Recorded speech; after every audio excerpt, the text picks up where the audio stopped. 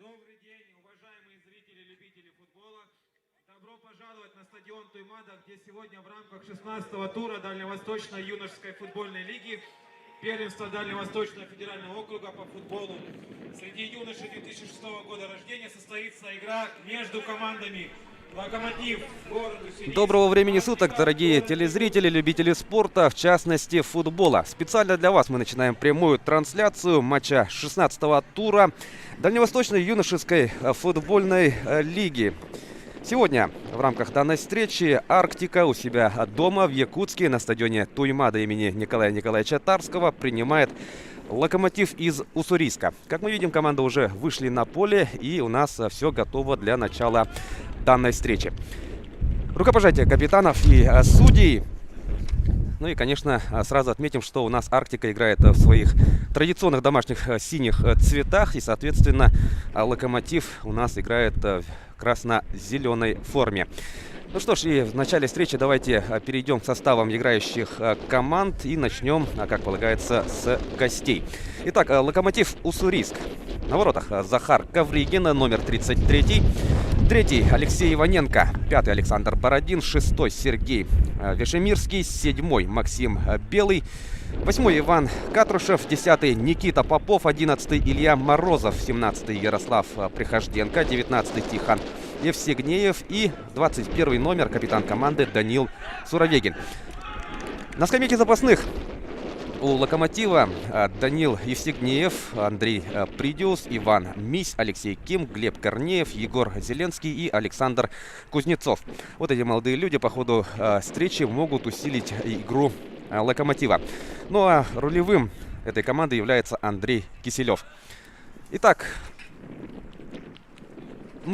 давайте перейдем к составу хозяев поля. У нас в воротах Александр Лазарев, 30-й, 19-й Ярослав Волошин, 11-й Тимур Сивцев, 7-й Никита Угай, капитан команды, 22-й Алексей Захаров, 12-й Вячеслав Черкашин, Никус Татаринов выступает под 18-м номером, 15-й Артем Турляков, 20-й Айтал Филиппов, 2-й Илья Левашкин и 6-й номер, 5-й, Константин Ковалев. На скамейке запасных у якутян Данил Платонов, Лука Калинин, Вячеслав Захаров, Максим Капролов, Никита Ковалев, Алексей Ларионов и Иван Дегтярев. Главный тренер команды Прокопий Федоров.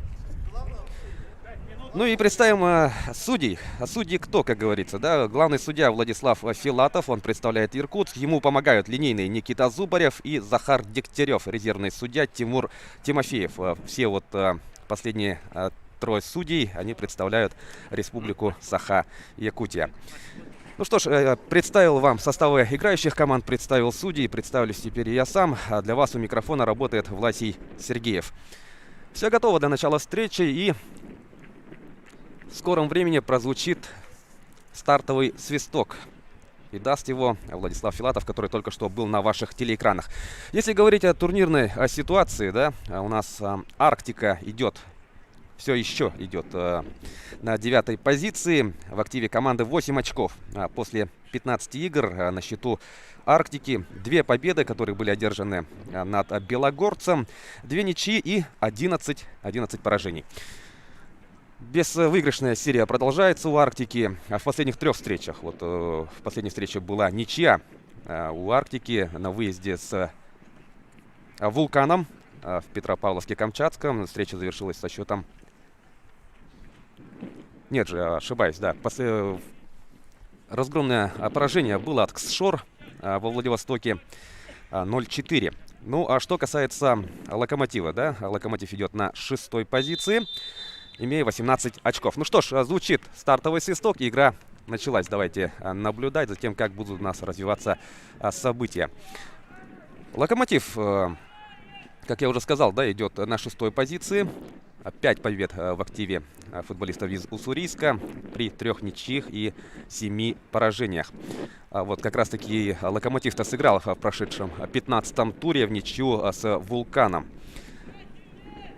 Знакомьтесь с составом играющих Сегодня в команд. Якутске Команда такая «Локомотив» по-настоящему осенняя погода, плюс 6 градусов тепла, но при этом у нас очень такой холодный ветер. Так что я думаю, мы будем сегодня станем свидетелями такого динамичного футбола, потому что если будешь стоять на месте, тут, конечно, замерзнешь. В Якутске, в Якутии в целом у нас зима начинается очень рано, очень длительная холодная зима. И если вот в последнем туре, ну не в последнем туре, а последняя домашняя встреча у нас все-таки пройдет при холодной температуре, то у нас есть в Якутске вариант проведения игры в спортивном комплексе Доксун. Это крытый футбольный манеж с трибунами на 3000 мест. А сейчас момент у Локомотива. Удар получился не самым сложным. И, конечно же, Александр Лазарев спокойно, без всяких проблем этот мяч зафиксировал. Ну что ж, на первых минутах мы видим то, что Локомотив идет вперед. Арктика у нас пока в ответ ничего не предложила, но, конечно же, это у нас только первые минуты.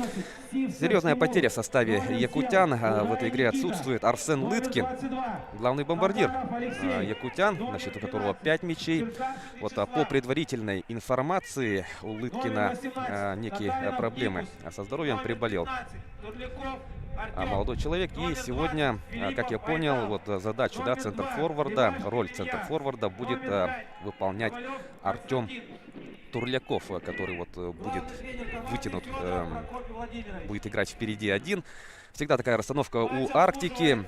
И всегда вот у нас наконечником, вот центр-форвардом был Турляков. Ну, посмотрим, что сейчас. Сивцев делает хорошую передачу налево. Можно развивать эту атаку. Ну что ж, в обыгрыш у нас идет Волошин. Передача назад на Турлякова. Татаринов несколько мяч придержал. Вот сейчас Никита Угай, капитан команды, с мячом. Мы знаем, как он может хорошо работать ногами. Парень техничный, быстрый. Кстати, вот я ожидал, что может быть, в принципе, Угая поставить в нападение. Но я думаю, то, что Никита будет, конечно же, активно подключаться. Ну а тем временем стандартное положение, и у мяча Артем Турляков. Ну давайте смотреть. Турляков, подача. Ну это да, с расчетом на то, что вот на ближнюю кто-нибудь забежал, но, увы, ни одного якутянина в этом участке, на этом участке поля не оказалось. Ну и будем считать, что это первый удар якутян. По воротам Уссурийска сейчас опасный момент. Выход 1 на 1 практически у нас получается. Конечно, надо играть на выходе. Опасный момент. И, по всей видимости, Александр Лазарев тут в этом эпизоде получает повреждение. Максим Белый выбегал на рандеву с голкипером якутян. И, видимо, там, да, у нас контакт был. Но мы попробуем разобраться на повторе. Тем временем нам предлагает инфографику, согласно которой по фолам у нас уже 2-0 в пользу якутян, так скажем. Но тут, конечно, да. Максим Белый, как и подобает, да, играл до конца. Ну, благо обошлось без каких-либо серьезных повреждений. Ну и, конечно, это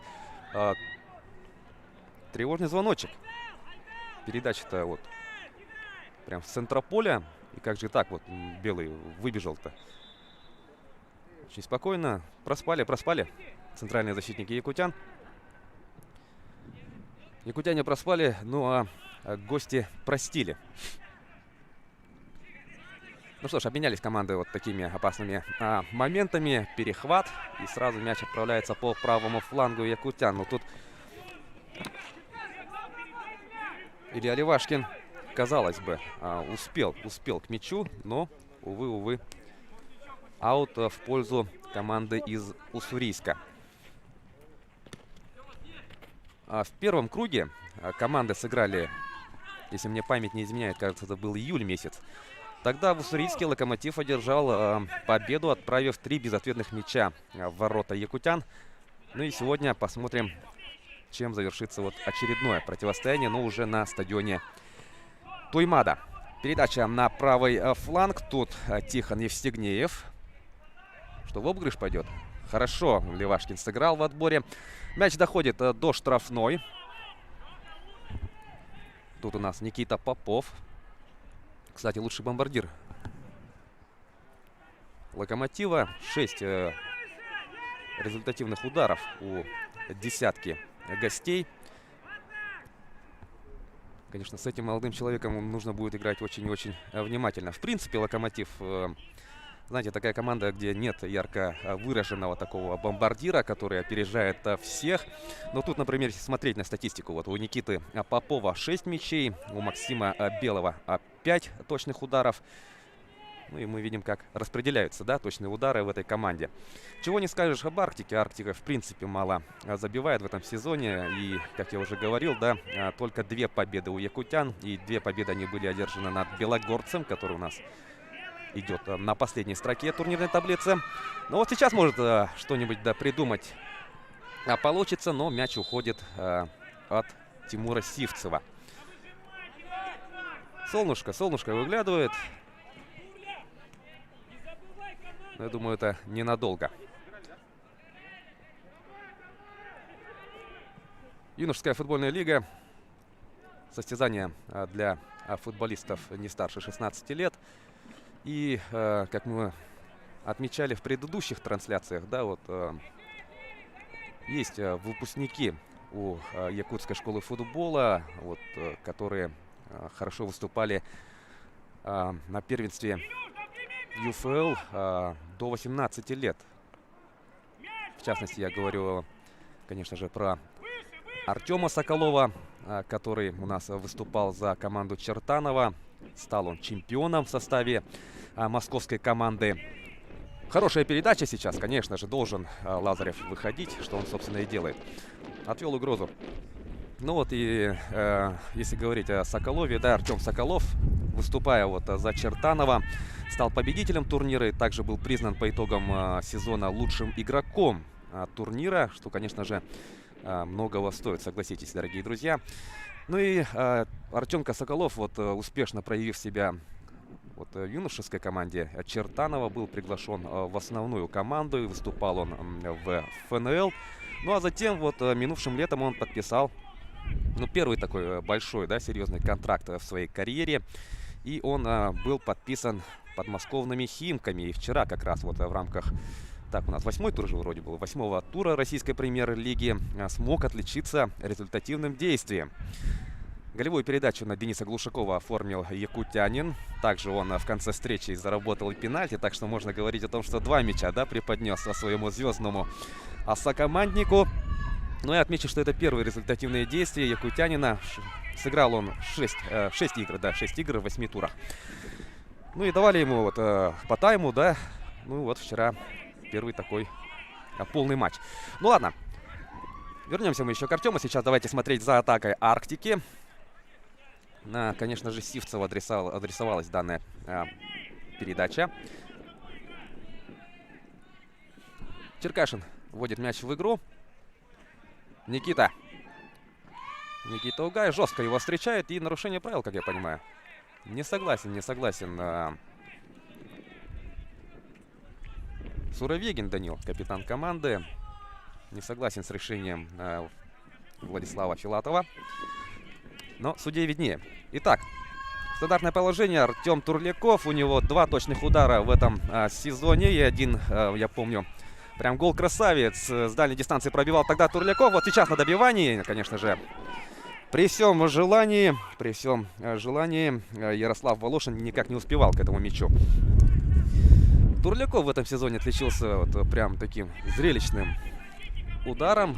В гостях он там 40 метров-то было. Пробил прилично Турляков. И это взятие ворот было признано лучшим в том туре. Ну и вот сегодня ждем, конечно же, от Турлякова повторения, да, этих свершений. Ну, если говорим о голах, конечно же, мы не можем не вспомнить Арсена Лыткина, главного бомбардира якутян. Арсен Лыткин в этой игре отсутствует, в своей команде не сможет он помочь. И, конечно же, роль Галиадора у нас ложится на плечи других игроков атакующей линии Арктики. Я думаю, конечно же, вы все, дорогие телезрители, любители спорта, внимательно, конечно же, следите за всеми новостями, которые у нас публикуются в социальных сетях. Я говорю, конечно же, об Инстаграме, ВКонтакте и других платформах, где вот публикуются у нас все результаты. Так, ну тут, конечно же, желтая карточка будет. После свистка, конечно же, так делать не стоит. Ну, а Владислав Филатов, конечно же, все прекрасно видел. И, конечно, сразу горчичник распаковал Александр Бородин. На эмоциях, ну не знаю, с одной стороны тоже как бы в динамике. Но первая желтая карточка. Александр Бородин отличился.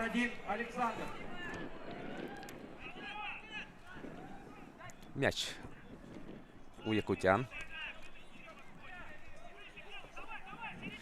Ну так вот, в прошлой домашней игре вот форвард как раз-таки Арктики Арсен Лыткин, который отсутствует сегодня, очень интересно прокомментировал. Но мы к этому вернемся. Опасный момент у ворот якутян. Это снова Максим Белый. Очень активный игрок на первых минутах. Очень много двигается седьмой номер Локомотива. И вот сейчас тоже имел он, в принципе, хорошую возможность для того, чтобы открыть счет в этой встрече. Выбегал на ударную позицию, но в последний момент, как вы видели, якутяне смогли отвести угрозу. Будет угловой. Но Арсен Лыткин в прошлом матче, вот когда получили 3 мяча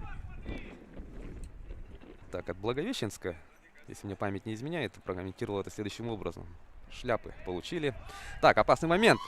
Но мяч во вратарской прям тут.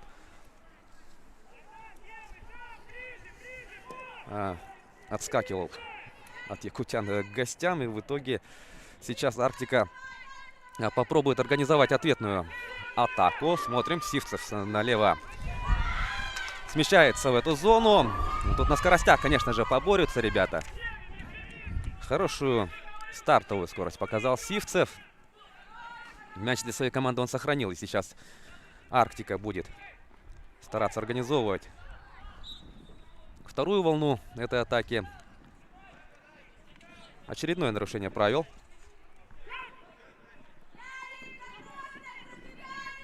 Так, и к мячу подходит у нас Левашкин. Илья Левашкин. 5 уже нарушений правил у гостей. Согласитесь, что за 13 минут это достаточно много. Левашкин, мягкая подача вверх, удар головой. Опасно. Но первый по-настоящему опасный момент в исполнении якутских футболистов. Мяч пролетел мимо штанги. Это было очень-очень близко. По ударам у нас равновесие 2-2. И по ударам в створ также наблюдается баланс. По одному разу пробили в створ футболисты той и другой команды. Но тут, конечно, передача безадресная. Не поняли друг друга футболисты Локомотива. В этой зоне был Илья Морозов. Мог он выбегать, но на повторе мы видим то, что попади, да, мяч в створ ворот, то тут Захар Ковригин не спас бы, я думаю, свою команду. Максим Белый получает мяч. Ну что, пробить? Почему нет? Ну и Лазарев спокоен. На месте Лазарев.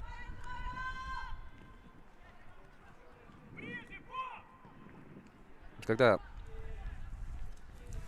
Арктика играет с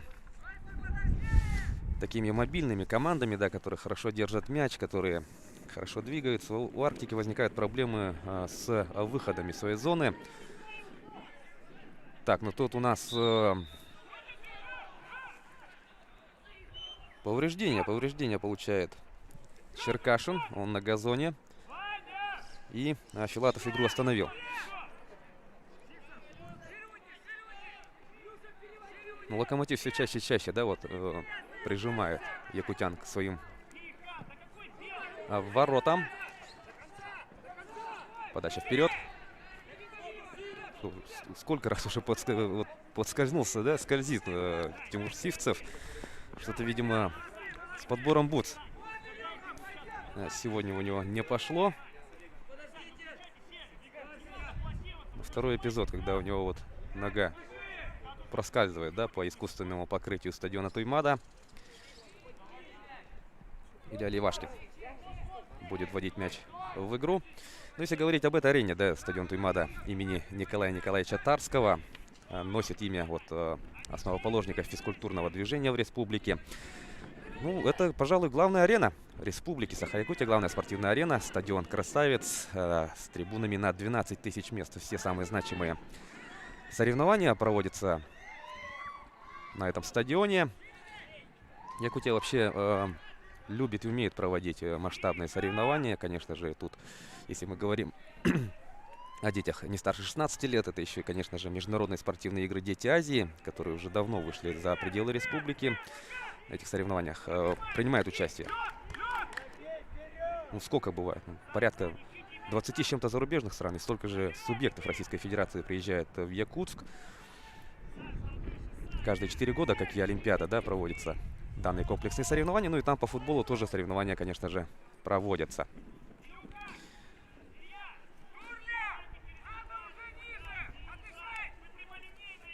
Ну, у нас потихонечку, да, в республике сезон большого футбола близится к своему завершению.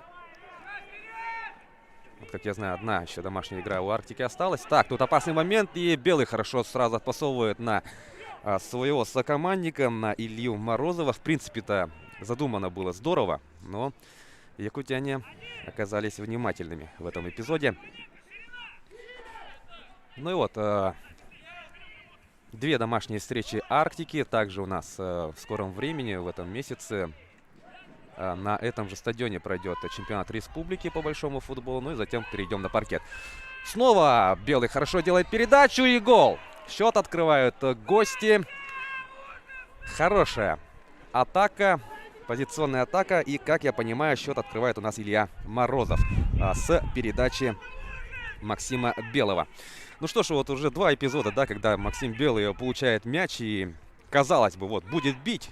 Но нет, делает передачу, зрячую передачу на Морозова. И тот расстреливает ворота Лазарева.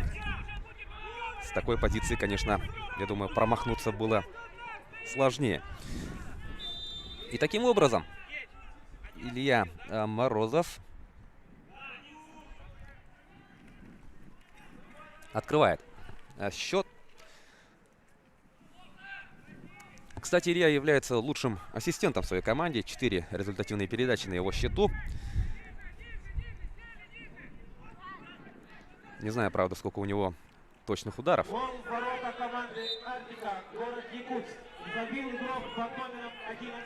Но туда поборолись в центре поля. Не без нарушения. И сейчас Вячеслав Черкашин будет подавать. 7 нарушений правил уже у Локомотива. Ну, давайте смотреть. Мягкая подача в штрафную. Борьба в воздухе. На втором этаже гости оказались расторопнее.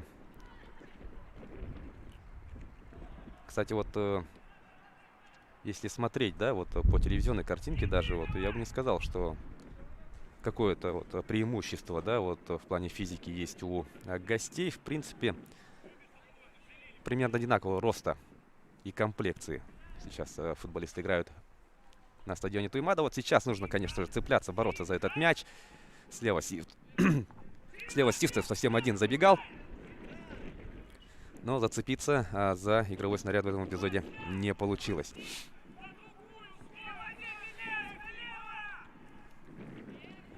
Ну вот, когда закроется сезон большого футбола, да, как я уже сказал, вот перейдем на паркет. И, конечно же, будут у нас проводиться соревнования по различные соревнования. Это, конечно же, если ситуация с коронавирусной инфекцией позволит. Ну а что касается профессионального уровня, то сейчас республику Саха-Якутия на арене высшей лиги, париматч высшей лиги, представляет мини-футбольный клуб «Заря». В Кубке России, конечно же, дела пока идут не очень у якутского коллектива, но в регулярном чемпионате уже первые очки были добыты. Непосредственно ничья была. Ну, о мини-футболе мы, давайте разговор о мини-футболе оставим. Мы смотрим футбол большой. И в этой встрече у нас со счетом 1-0 по итогам вот 20 минут ведет Локомотив из Уссурийска. Владислав Филатов попросил, да? Вот Алексей Иваненко отойти назад. Это такие маленькие хитрости. 1,5 метра можно выиграть. А сейчас опасная атака. Вновь Евсигнеев делает передачу вдоль ворот и выше пробивает в этой ситуации. Никита Попов. Мог он сейчас записать на свой счет 10-й, извиняюсь, 6-й, 7-й, да, 7-й точный удар, но умудрился промахнуться с убойнейшей позиции. Ну, по сути, ему никто не мешал. Никто не мешал. Может быть, подача была, может быть, на не совсем удобной высоте. Но такие надо забивать. Мог сейчас 10-й номер удвоить, да, преимущество Локомотива. Но на табло у нас по-прежнему горит счет 1-0. Ну, какая ошибка. Евсигнеев тут мог пробивать с лету. Но Турляков подстраховал. Ну, как бьется Турляков. Молодец. Хотелось бы, чтобы, конечно, и сокомандники, да, поддержали Турлякова в этом плане, чтобы тоже была такая самоотдача. И мы увидим то, что вот такие активные действия вот приводят к позитивным моментам. Подача в штрафную. Снимает мяч Константин Ковалев. И сейчас ответная атака якутян могла бы пройти, но захлебнулась атака в самом начале ее развития. Итак, смотрим. Турляков мимо Сивцева пробежал, и все-таки он прям воткнулся, да, в соперника. Евсигнеев с мячом делает передачу на Белого. Максим Белый одним касанием принял и вторым пытался пробить. Но Максим Белый, как я уже говорил, да, он в числе лучших бомбардиров Локомотива. На его счету 5 точных ударов. Ну и парень видный. Я думаю, многое, конечно, будет зависеть от его действий, да, вот. Я говорю именно про атакующую фазу Локомотива. Очередное нарушение правил. Локомотив жестко играет. Но жестко не всегда грубо. Ну и мы можем видеть это, конечно же, по статистике, да, нарушение правил. Ну, 8-й по счету, наверное, фол у Локомотива. Но видим, когда играешь жестко, может достаться и самому себе, да. Вот один Александр Бородин у нас уже 2 фола собрал. Так, ну тут, видимо, что-то серьезное, да? Ну вот в этом эпизоде зацепил сзади Ярослав Волошин немножко. И видим, ой, совсем серьезно, да, все, хромает Ярослав Прихожденко. И вынужден он покинуть поле. Но мы надеемся, что серьезного повреждения у Ярослава не будет. И в скором времени он уже вернется на поле. Пожелаем парню здоровья. Ну и сейчас, как я понимаю, Андрей Киселев будет готовить замену. Да. Вот сейчас с комментаторской позиции проводил взглядом, да, вот Ярослава Прихожденко. Совсем не может он опираться на левую ногу. С помощью вот представителей команды он отправился на скамейку запасных Локомотива. Хорошая подача, передача на Сивцева. Ну, Сивцев, у него хорошая стартовая скорость, но в этом эпизоде почему-то он активно не подключился. Разводит руками Сивцев.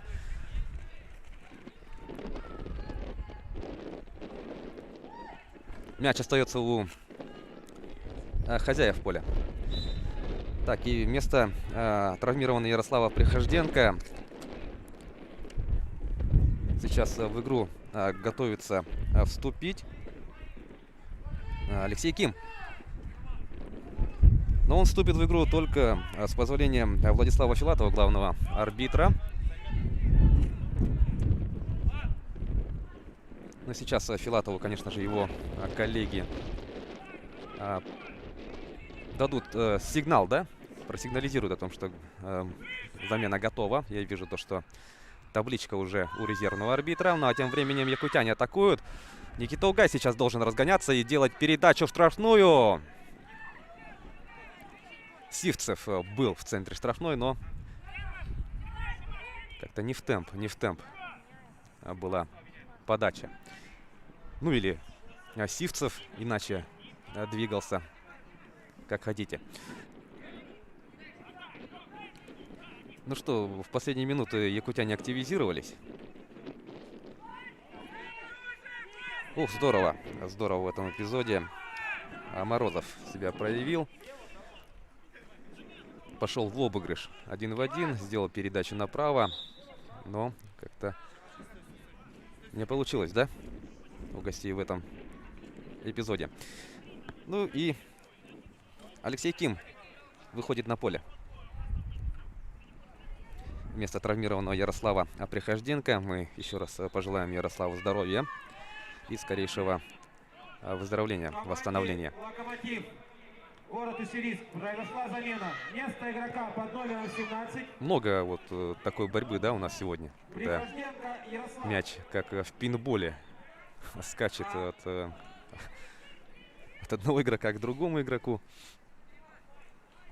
На поле вышел игрок под номером 20. 27 минут команды отыграли.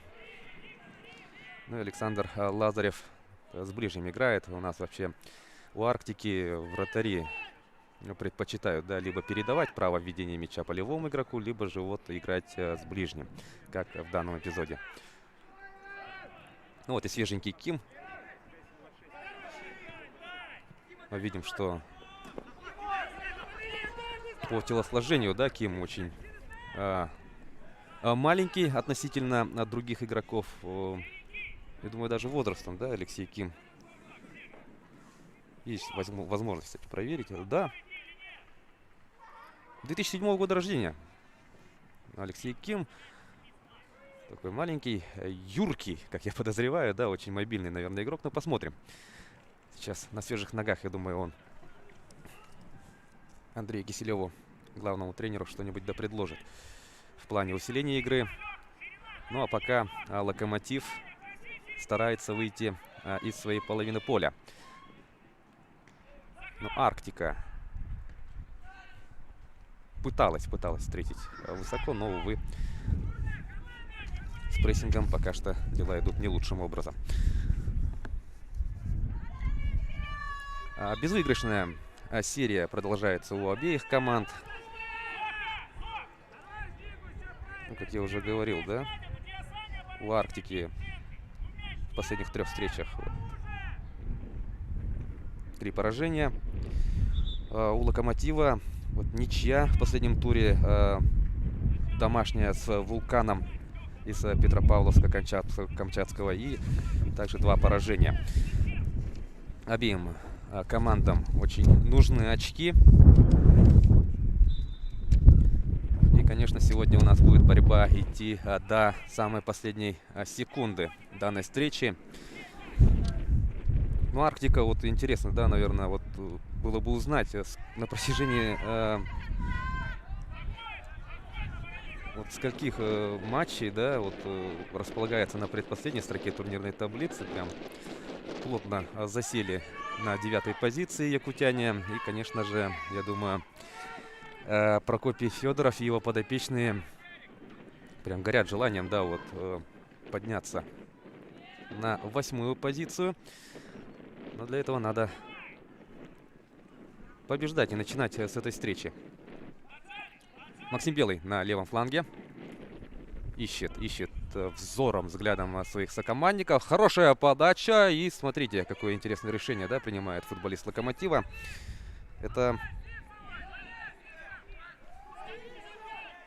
Не смог я разглядеть, кто же вот пробивал, да. В принципе-то он был один. Если бы принял решение принять мяч, да, и пробить. Могло бы получиться намного опаснее. В первом тайме сыграно 30 минут. Диктор на арене информирует о том, что 30 минут команды отыграли, да, мы видим таймер 30 минут. Я напомню, что на этих соревнованиях, да, у нас тайм длится 40 минут, а не 45, как у футболистов взрослых, да. Подача с углового. Ну, прямо в центр вратарской направлялся мяч. И, конечно, там только Ярослав Волошин выше всех выпрыгнул и мяч выбил. Якутяне в атаке. Никита Угай несколько приостановил, да, темп данной атаки. И аут в пользу гостей.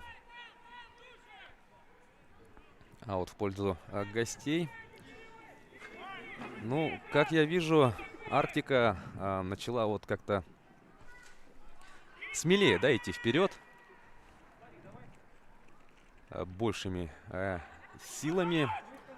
Вот, в предыдущей атаке вот сейчас 3 футболиста сразу в хорошем темпе пошли вперед. Ну а сейчас вперед идет Локомотив. Но тут Левашкин, конечно, без вариантов первый на мяче. Правильную позицию выбрал второй номер Арктики.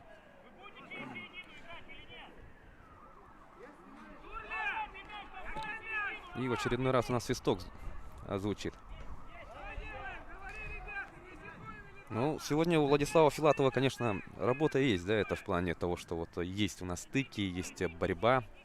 И Филатов вот контролирует, да, полностью ход встречи. Где-то дает побороться, где-то, конечно же, если уж слишком жестко играют футболисты, сразу останавливает игру. Подача в штрафную. Вот такой вот слабенький удар в исполнении Алексея Иваненко. И Лазарев мяч без проблем фиксирует. Но тут другой вопрос, то что хозяева поля что-то позволяют, да, много бить именно со второго этажа, если даже не со второго, то в плане игры головой, да, вот частенько игроки Локомотива оказываются без опеки. Ну и это, конечно же, может привести ко второму взятию ворот. Захар Ковригин выносит мяч в центр. Ким принял мяч, но тут, да, свисток должен прозвучать. Ким выбивал мяч. И тут прямой ногой. Трудяков? Да, Трудяков прямой ногой встречал данное движение 20-го номера Локомотива. Очень опасная ситуация. В принципе, если тут контакт пожестче был бы, и, конечно, это была бы желтая карточка. Ну, простил на этот раз Владислав Филатов. Провел профилактическую беседу с Турляковым. Объяснил, что в такой ситуации, конечно же, прямой ногой встречать соперника нельзя. Угловой будет. Очередной угловой в пользу команды из Уссурийска. И Илья Морозов отправляется подавать. Илья Морозов. Лучший ассистент Локомотива. 4 результативные передачи на его счету. С Максимом Белым они разыграли это стандартное положение. Посмотрим, что будет дальше. Морозов хорошо, вроде, казалось бы, ушел в обыгрыш. Обыграл позиционно защитника якутян, но тут нарушение правил.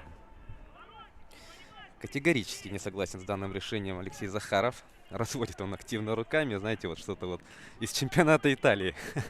Активная жестикуляция. Ну и стандартное положение. Кстати, очень опасное стандартное положение. Так, и вот с комментаторской позиции не могу разглядеть, кто у нас у мяча. У мяча у нас Данил Суровегин, капитан команды. Давайте смотреть. Это удар, дорогие друзья, и какая красота! Вот это гол! Ну тут, да, остается, конечно, только похлопать, да? Ну а что касается Александра Лазарева, стража ворот Арктики, ему остается только проводить, да, мяч взглядом, потому что удар получился просто на заглядение. Данил Суровегин. Ну что, это серьезная заявка на лучший гол тура, дорогие друзья. Я уверен, что этот гол у нас попадет, да, вот во все Гол в воротах хайлайты, команды «Арктика» подборки. Якутск. Забил игрок под Сегодня в номером социальных сетях 21. этот гол, конечно, Суровегин я думаю, Даниил. соберет большое количество лайков. Город Екатеринбург. Ну тут, с одной стороны, какие вопросы, да, к Александру Лазареву. Действительно, удар В пользу по обводящей в дальнюю девятку. Очень красивое взятие ворот. Ну что ж, и заметно усложняется задача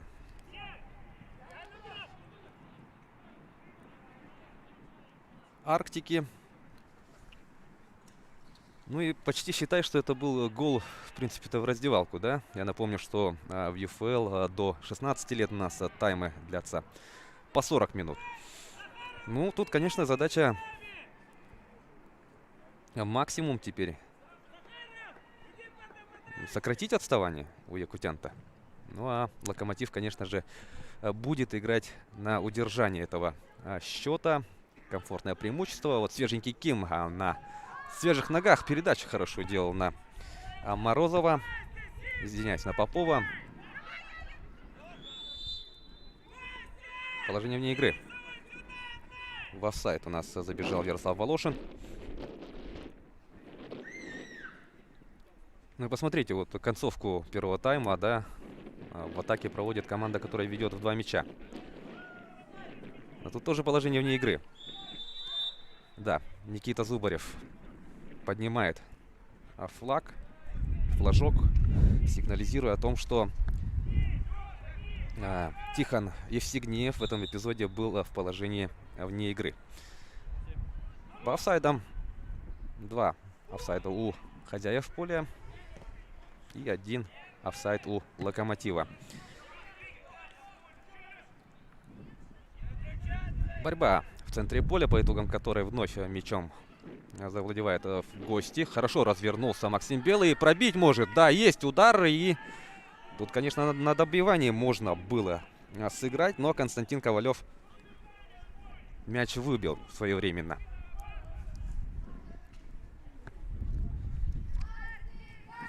Локомотив, ведя в счете,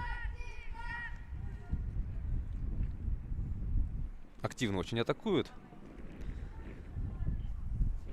Хотя при таком сценарии, да, ожидаешь таких более активных действий от команды, которая уступает. Но у нас обратная ситуация наблюдается в Якутске на стадионе Туймада. Ну вот сейчас, да, пошире решили сыграть железнодорожники. Евсигнеев мяч сохранил. Ну, передачу, конечно, не самую удачную выполнил. Падает Максим Белый. Без внимания арбитра остается этот эпизод. И сейчас в атаку у нас бежит Арктика. Но как-то не получилось в этом эпизоде что-нибудь придумать. Ну, Локомотив сейчас, конечно, будет мяч держать, контролировать. Остается-то играть вообще 1 минуту. Это я говорю про основное время. Будет еще компенсированное, безусловно. Помним, у нас были травмы, но сейчас Евсигнеев может выбежать 1 на 1, в принципе. Левашкин подстраховал своих партнеров.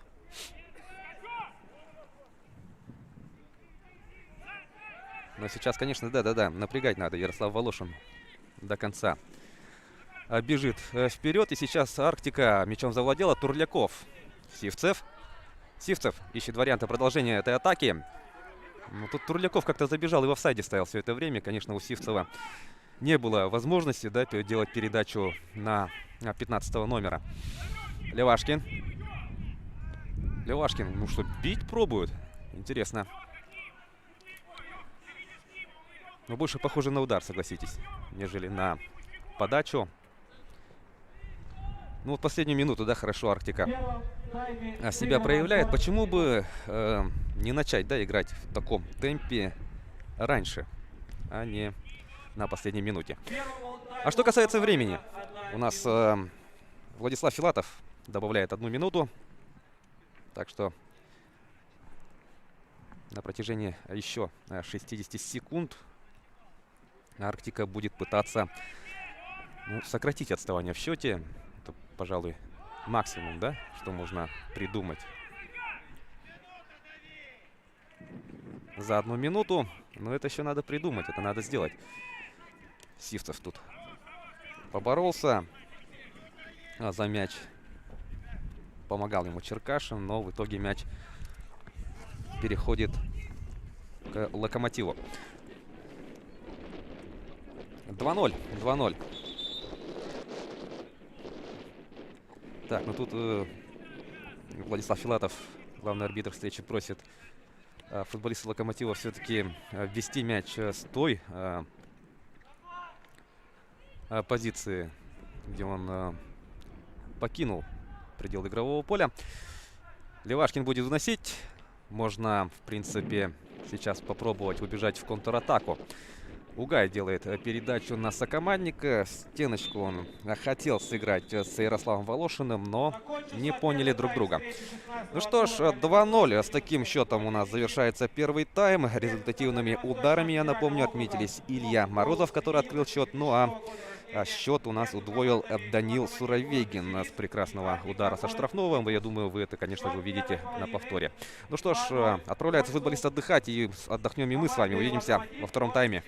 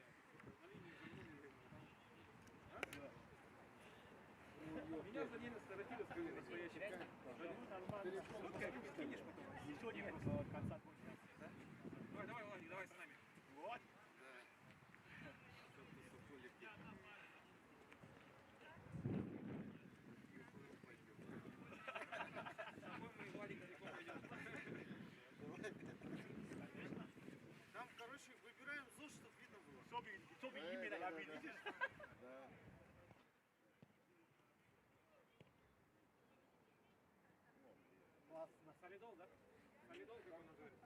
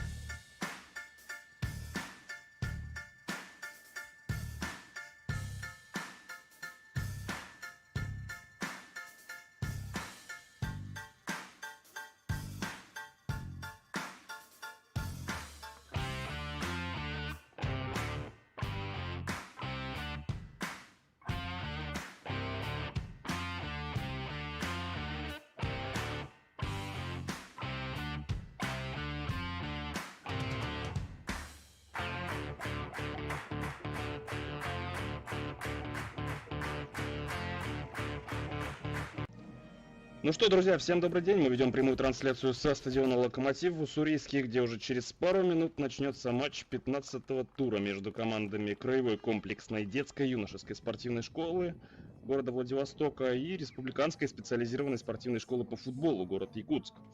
Названия довольно длинные, поэтому мы будем, как и все, ограничиваться короткими и лаконичными наименованиями «Ксшор» и «Арктика», как это делают на всех медиаресурсах Дальневосточной юношеской футбольной лиги и каких-то ресурсах спортивных составах хозяев.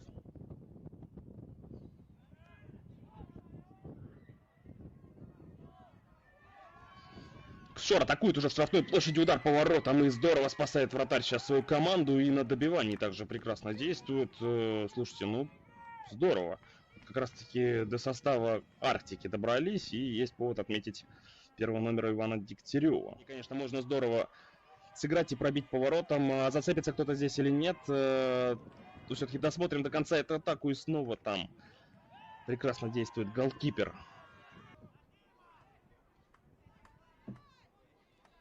С мячом Ксшор переводит прямо туда, на правый фланг. И здесь, конечно, выход 1 на 1, и первый мяч в ворота залетает. Футболиста хозяев. Ксшор ожидаемо открывает счет сегодняшней встречи, несмотря на довольно неплохое начало от Арктики. Я не знаю, кому-то могло, конечно, показаться, что команда все равно выступает слабо. Лично мне Арктика в первые 20 минут понравилась. Вот. Но счет открыт. И это 1-0. Арктика здорово выходит, пытается здорово выйти под обороны, но здесь уже мяч потеряли гости. И в очередной раз кшоровцы добираются до штрафной площади, и здесь уже Иван Дегтярев переводит мяч на угловой. И здесь Кшор перехватывает. Ой-ой-ой, как же я Арктику-то перехвалил. Но защитники...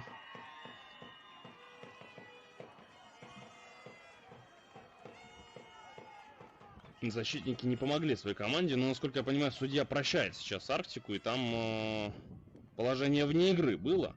Вполне возможно, что виноват-то был футболист Кшора.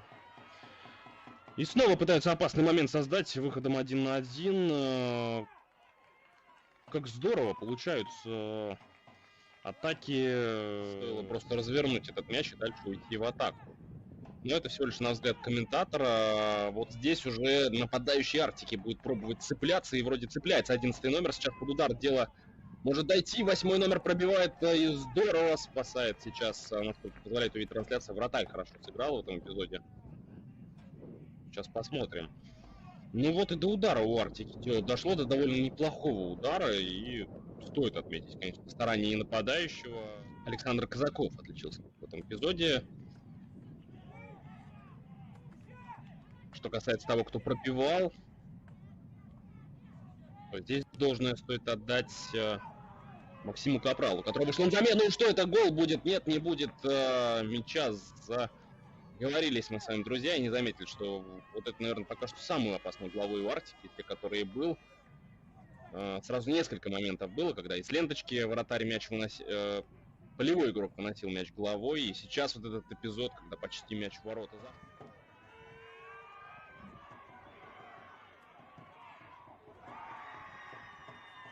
И второй забитый мяч, друзья, это второй забитый мяч со стороны хозяев. До последнего я не верил, что его забьют. До последнего мне казалось, что не реализует эту атаку хозяева, но тем не менее цифра на табло меняется. Дмитрий Завродский становится автором забитого мяча и удваивает преимущество своей команды на 53-й минуте. Тем не менее, для Арктики еще ничего не кончено. Вполне могут один, как минимум, один мяч отыграть. Ну и Дмитрий Завродский переигрывал.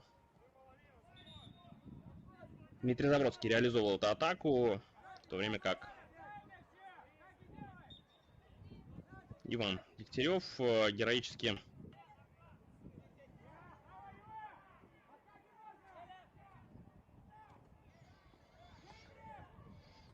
Продолжают атаковать шорцы, несмотря на преимущество. И тут снова неужели 3-0 будет? Да, это 3-0, друзья. Это гол, который тоже фиксируют. И, насколько я могу понять, это дубль. Дубль Никиты Воеводы. Это его второй мяч за сегодняшнюю игру. И третий мяч у Краевой спортивной школы Олимпийского резерва в этом матче хозяев.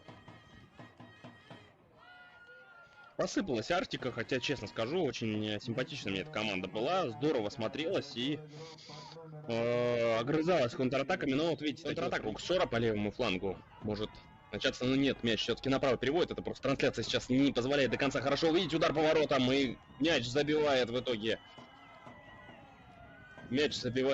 хозяева.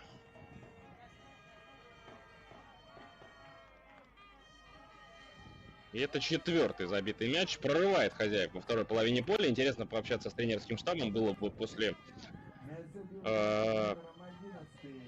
матча.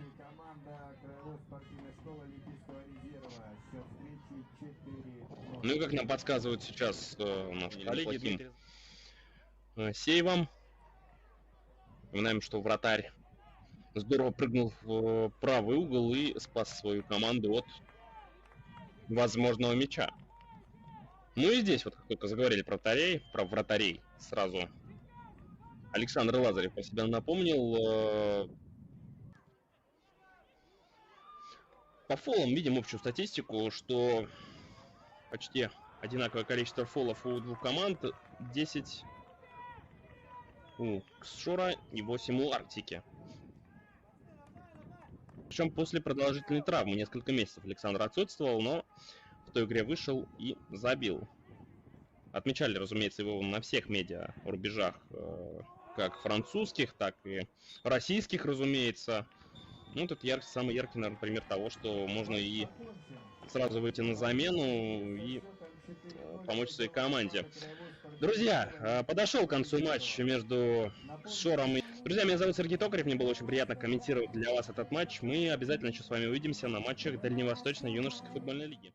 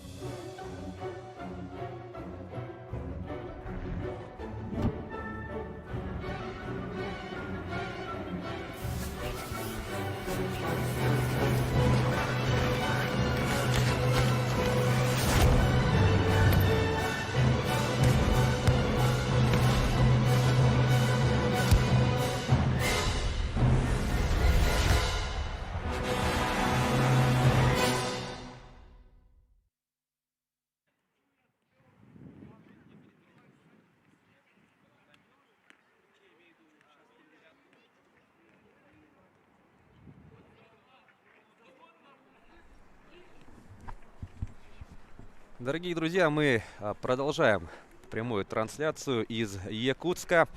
Мы находимся на стадионе Туймада имени Николая Николаевича Тарского, где Арктика принимает Локомотив из Уссурийска. По итогам первого тайма со счетом 2-0 ведет команда гостей. Точными ударами отличились Илья Морозов и Даниил Суровегин. Ну и сейчас Владислав Филатов вывел уже команды на поле и дает свисток, который знаменует начало второго тайма. Я уверен, что Прокопий Федоров, главный тренер Арктики, провел беседу со своей командой во время перерыва. И сейчас перед якутянами стоит задача отыграть отставание в 2 мяча. Угай входит в штрафную, встречает его хорошо Алексей Иваненко и отворот. Прокопий Федоров, не знаю, слышно ли вам, но с комментаторской позиции я вот прекрасно слышу, как выражает он недовольство действиями Никиты Угая. Рулевой требует от капитана Арктики дорабатывать в таких эпизодах, чтобы, если не доводить атаку до удара, то заработать хотя бы угловой. Полностью согласен с Прокопием. Ну а сейчас мы видим, фиксируется положение вне игры. Поспешили немножко гости. Ну и в начале тайма давайте пробежимся по составам играющих команд. Если позволят гости. Давайте досмотрим этот эпизод. Передача на правый фланг. И вновь положение вне игры. И вновь Тихон Евстигнеев забежал в положение вне игры. Итак, давайте к составам. Итак, Локомотив Уссурийск. На воротах Захар Ковригин, номер 33. 3 Алексей Иваненко. 5 Александр Бородин.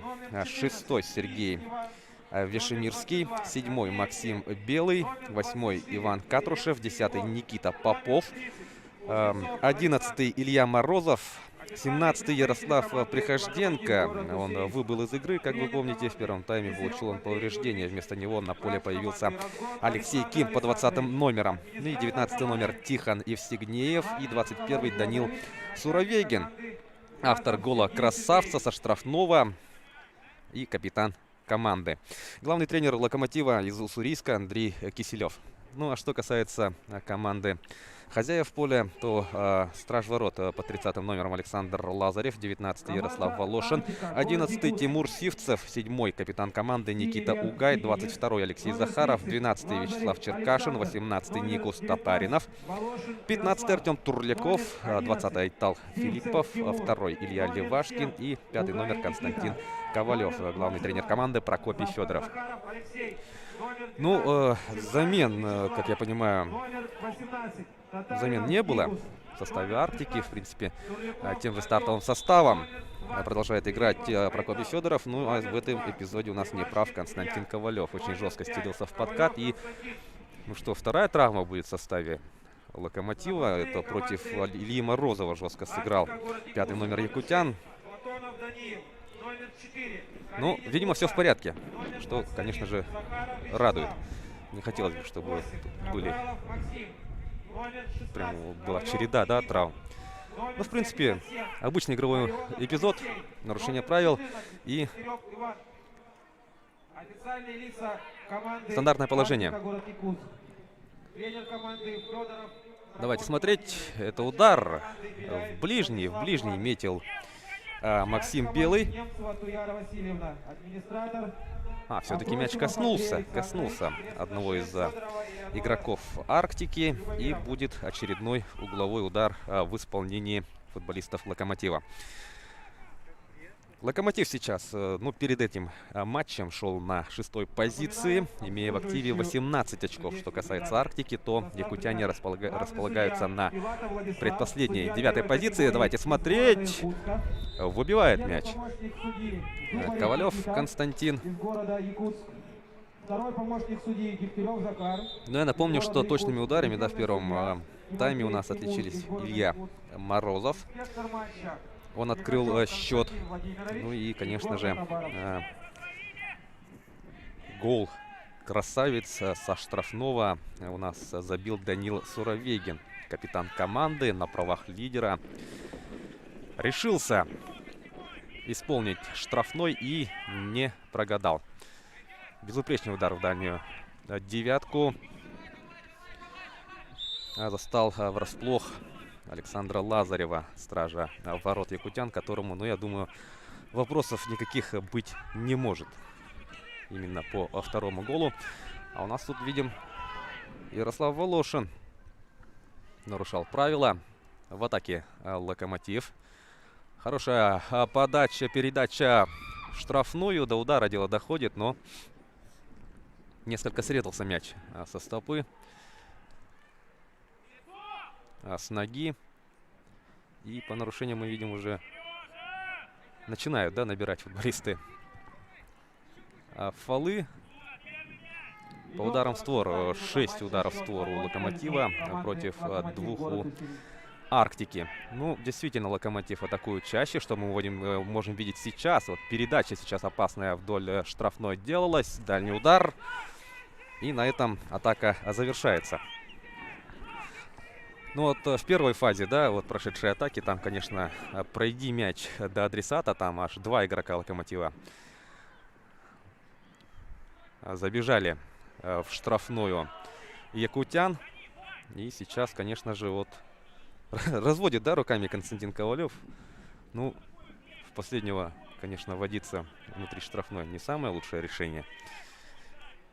Константин Ковалев, видимо, недоволен, да, тем, что не было у него вариантов для того, чтобы передать мяч партнеру. Итак, подача с углового. В воздухе завис Сергей Вишемирский.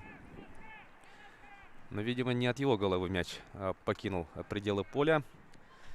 За всем этим, да, внимательно у нас наблюдает судейская коллегия во главе с Владиславом Филатовым из Иркутска. Еще одна подача. Мяч пролетает мимо всех. Мимо вратаря, мимо защитников Арктики, мимо игроков Локомотива. Ну а главному арбитру Владиславу Филатову помогают линейный Никита Зубарев, Захар Дегтярев. Резервный судья у нас Тимур Тимофеев. Ну никак не получается, да, вот выйти якутянам вот из своей половины поля. Ким бьет! Какой гол, дорогие друзья! 3-0. 3-0. Счет у нас становится разгромным. Алексей Ким, который появился в первом тайме вместо травмированного Ярослава Прихожденко, изумительным ударом утраивает преимущество Локомотива. Ну, смотрите, какая красота, да? Маленький, юркий Ким на свежих ногах вот подобрал мяч в этом эпизоде. И как пробил все-таки без каких-либо шансов для Александра Лазарева. Ну, балуют сегодня футболисты из Уссурийска. Вот, балуют вас, дорогие телезрители, вот такими голами, да. Если же первый, ну, можно сказать, да, такой простенький гол получился, то второй и третий, конечно, достойны попасть вот в любые вот эти вот подборки. Еще один момент, удар и 4-0, дорогие друзья. Это Илья Морозов. Илья Морозов зажигает свою фамилию на табло. И это для него второе взятие ворот в этой встрече. Дубль оформляет 11-й номер Локомотива. И, согласитесь, это взятие ворот тоже получилось красивым. Пробил, да? Ну, не на силу же пробил, знаете, вот чем-то вот напомнило. Вот взятие ворот в исполнении вот Франческо Тотти или Алессандро Дель Пьеро в лучшие годы, да? Вот на исполнение вот со вкусом. Да, красота. Красота, да и только. Дубль Ильи Морозова. Я напомню, что я его представлял, да, в начале встречи как лучшего ассистента Локомотива. На его счету 4 результативные передачи. Ну и вот мы видим то, что Илья Морозов у нас не только умеет выступать ассистентом, но и забивать, да, голы. В матче сыграно 50 минут. Счет 4-0 в пользу команды 4-0. «Локомотив», город Уссурийск. Я напомню, что первая встреча между этими командами, да, в рамках первого круга завершилась тоже крупной победой команды из Уссурийска. Тогда в июле Локомотив на своем поле со счетом 3-0 победил. Ну и вот сейчас, ну, опережают, да, норматив, так сказать. Так, ну тут 1 на 1 можно выбежать. В принципе, опасный момент. Давайте смотреть. И 5-0. 5-0. Неудержим просто оказался в этом эпизоде Илья Морозов. И это хэт-трик, дорогие друзья.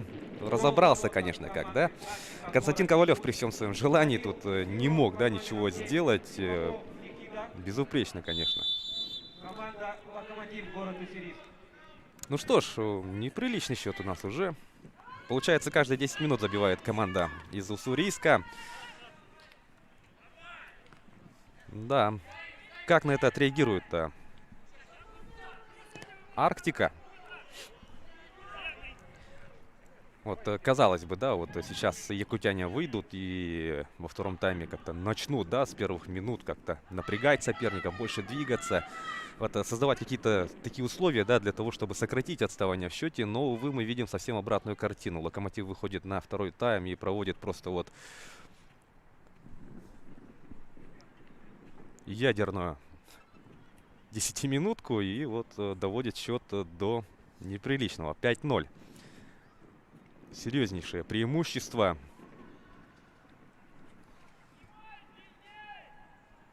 У футболистов Локомотива. Железнодорожники, конечно, просто неудержимы сегодня. Сыграно 52 минуты. Счет 5-0 в пользу команды «Локомотив», город Уссурийск. Но одно из крупнейших поражений у Арктики грядет. И продолжает Локомотив атаковать. Падение. Так, что тут решит Владислав Филатов? Штрафной, штрафной, не пенальти. Касание было на подступах, но не в штрафной.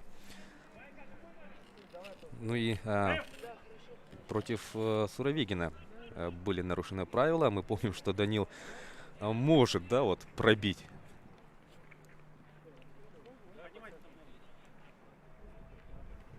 Но тут, да, неправ был Илья Левашкин. Как-то даже наивно вот вперед пошел Левашкин, а тем временем замена. Так, Никита Попов поле покинул. Разобраться бы с тем, кто вместо него вышел. Вот сейчас я разглядываю. Да, вместо него вышел Александр Кузнецов по 30-м номерам. А мы смотрим штрафной в исполнении Локомотива. Мяч в стенку попадает и будет угловой удар. Несколько недоволен Максим Белый своим ударом. На поле вышел номер 30 Кузнецов Александр.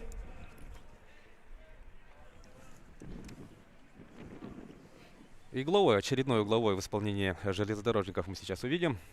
Кстати, я начал представлять, да, вот судейскую бригаду. Владислава Филатова, главного судью, я уже представил. Ему помогают Никита Зубарев и Захар Дегтярев. Получится ли сейчас выбежать в контратаку? Ну, знаете, это, конечно же, совсем разгильдяйская такая подача, незрячая. Вот слева, конечно, был игрок, но в спешке вот такая вот неточная передача. А могло выйти вполне очень даже опасно. Готовится двойная замена у Арктики. Ну и давайте разбираться. Лука Калинин сейчас появится на поле. Защитник, выступающий под 4-м номером. Он заменит Константина Ковалева. Константин Ковалев. Не знаю, может ли он записать свой актив в данную встречу. В принципе, заметен был Ковалев. И замена вратаря готовится, дорогие друзья. Александр Лазарев получил 5 и отправится отдыхать. Вместо него готовится выйти Никита Ковалев. Второй страж ворот якутян. Ну а сейчас давайте досмотрим этот эпизод. Ну, тоже как-то небрежно мячом распорядился. Так, ну это Угай был. Опасно. Если бы на подборе, да, оказался игрок Локомотива, то это, конечно же, тоже стопроцентный голевой момент.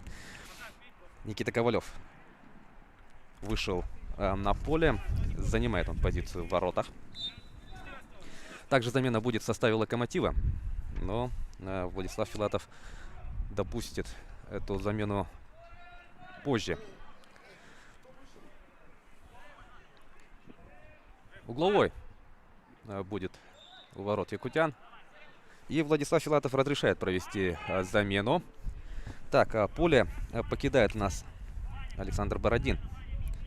А вместо него выходит Иван Мись. Но Александр Бородин, чем он запомнился в этой встрече? Александр Бородин у нас горчичник схлопотал в первом тайме. И вот в первый раз вступает в игру. А Ковалев не решился, да, вот рисковать и просто вот кулаками выбил мяч. В принципе, решение правильное, если не уверен, да, в том, что зафиксируешь мяч. По угловым, смотрите, какое у нас преимущество у Локомотива. 9 раз уже подавали с флажка футболисты из Уссурийска. Ну, Арктика, согласно инфографике, у нас заработал только один угловой в этой встрече. Так, Илья Морозов готовится подавать. А со шнуровкой там проблема возникла.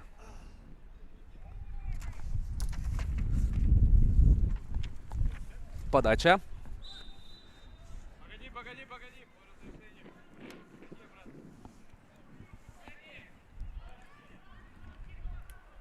Два мяча в поле. Сейчас нужно дождаться, пока один игровой снаряд останется на поле, и можно будет ввести мяч в игру. Что у нас сделает Илья Девашкин? Неточная передача. И сейчас вот свежий игрок Локомотива входит в штрафную якутян. Падение есть. Пенальти. Пенальти. Айтал Филиппов нарушал правила внутри штрафной. И это у нас... Давайте смотреть. Александр Кузнецов получил мяч, ворвался в штрафную. И Айтал Филиппов... Ну, зацепил, да. На повторе видно, что зацепил все-таки своего соперника. Разводит руками. Ну, тут уже, знаете, от бессилия, наверное, уже. Отчаяние.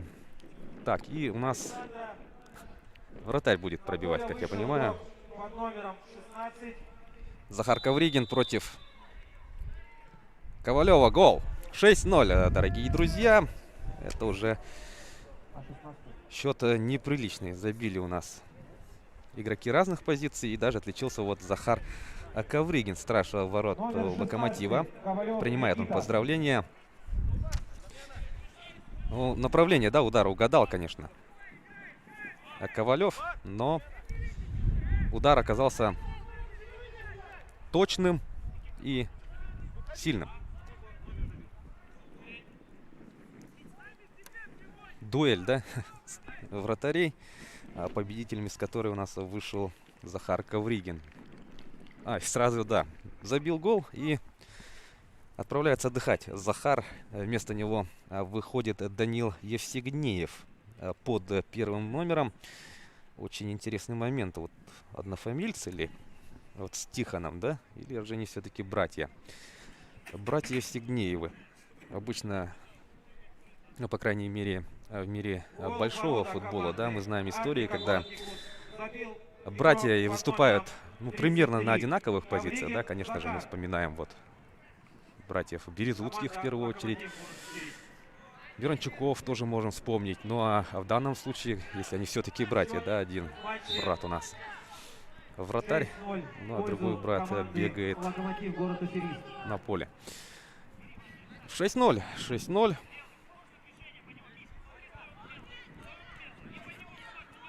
Продолжают, да, держаться железнодорожники, придерживаться графика. Каждые 10 минут забивает команда. Хорошая передача в штрафную Кузнецов. Вот заметьте, да, как освежил нападение своей команды, заработал пенальти. И вот сейчас очень зрячий, да, делал передачу в центр штрафной. Рослый такой парень, но видим, что, в принципе, с мобильностью и динамикой у этого молодого человека проблем никаких нет. Выносится мяч, и сейчас Турляков должен побороться в воздухе. Ну, такое вот рвение Алексей Захаров не поддержал. Не был готов он к тому, что мяч отскочит к нему именно таким образом. Ну, Локомотив продолжает атаковать. И еще один момент. Удар. Это был удар в ближний. А Тихон Евсигнеев решился с этой позиции пробить в ближний. Но все-таки было зафиксировано положение вне игры. Замена в составе Локомотива. Поле у нас покидает Алексей Иваненко. И вместо него выходит под номером 24 Егор Зеленский. Пошли замены. Ну, я думаю, то, что Андрей Киселев, конечно же, прекрасно понимает, что игра уже давно была сделана. Ну и сейчас вот дает поиграть своим ребятам, да, может, тем, кому достается не так много времени. Вот сейчас, конечно же, прекрасная возможность для того, чтобы выйти на поле и попытаться как-то улучшить свои позиции, да, касательно ротации. Но тем временем Арктика совсем бросит играть или все-таки будет пытаться что-нибудь придумать, пока ничего внятного мы не видим. Локомотив проводит очередную атаку. Это Илья Морозов. Сколько он? Хэт-трик у него? Ну, дубль-то точно. Если, вот, знаете, уже 6 мячей. Не уверен, что Морозов у нас ограничился 2 точными ударами. Мне кажется, все-таки у него хэт-трик. Да? Ну, мы с этим, конечно, еще разберемся. Сейчас Арктика попытается выйти из своей зоны. Ну, вот такие выносы, да, но в данном случае вынос-то прошел. Есть 2 варианта. Ну, сейчас уже, конечно, вариантов побольше. Ну, передержал тут мяч Захаров Алексей. Если бы 22 номер в этом эпизоде сыграл как-то расторопнее, можно было бы организовать более острую контратаку. И сейчас вот получается у нас такая позиционная атака. И Турляков выходит практически 1 на 1. Ударная позиция. Что будет делать Турляков? Есть удар. И 1 гол забили якутяне. 1 гол забили. И автором единственного пока мяча Арктики становится Артем Турляков. Протащил мяч. Ну, сколько он там пробежал? Видим радость, да, на лице Артема. Ну, гол престижа якутяне все-таки организовали. Принимает поздравления Артем Турляков. Мне показалось, что вот он руками сложил сердечко, да, ну, может быть, возлюбленный посвятил это взятие ворот. Поздравляем и мы Артема с этим голом. Евсигнеев поле покинул, и вместо него у нас Андрей Придиус вышел под 9 номером.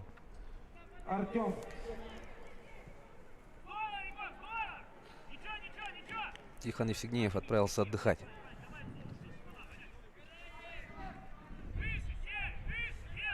Ну, насколько вот сегодня не хватило, да, Арктики Арсена Лыткина, лучшего бомбардира якутян. Не знаю. Арсен Лыткин 5 мячей забил вот в текущем сезоне. Захаров сейчас хорошо зацепился за мяч. Нужно делать передачу дальше. Ну что у нас в этом эпизоде будет? Сивцев. Ну, мне кажется, как-то подсел, да, Сивцев. А в таком же эпизоде, в принципе, он мог добежать. Но нам режиссер телетрансляции тем временем предлагает еще раз посмотреть гол Артема. Ну, тут, конечно, да, вратарь не лучшим образом сыграл.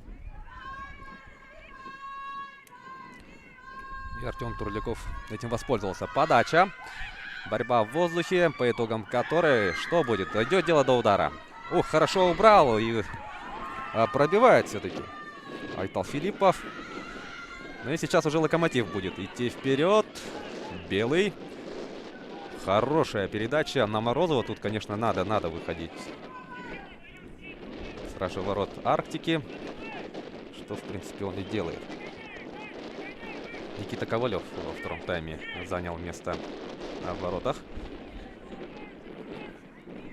Ну, действительно, да, чисто психологически вратарю, конечно, сложно, да? Сложно получить, например, 5 и как-то стараться, да, сохранить вот психологический, эмоциональный баланс. И, в принципе, Прокопий Федоров правильное решение принял.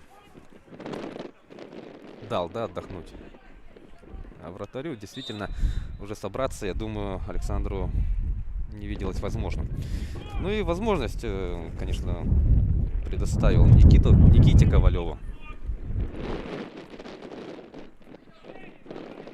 Борьба на подступах штрафной якутян, по итогам которой зарабатывается стандартное положение, и мяч практически сразу переходит к гостям.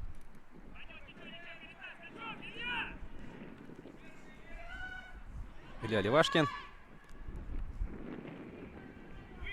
со вратарем решили сыграть в этом эпизоде. Но сейчас вот могут привести себе уже 7-е по счету взятие. Ух, с какой позиции, да, Максим Белый? Промахивается. Простил. Якутян в этом эпизоде 7-й номер. Максим Белый, кстати, у него нет забитых мячей в сегодняшней встрече. У нас просто забивает даже вот вратари, да? Вспоминаем мы Захара Ковригина, который отличился с 11-метровой отметки. Но вот сейчас еще один момент. И показалось, что мяч после первого удара пересек линию, но нет. На добивании, как я понимаю, у нас играет Александр Кузнецов, вышедший на замену во втором тайме.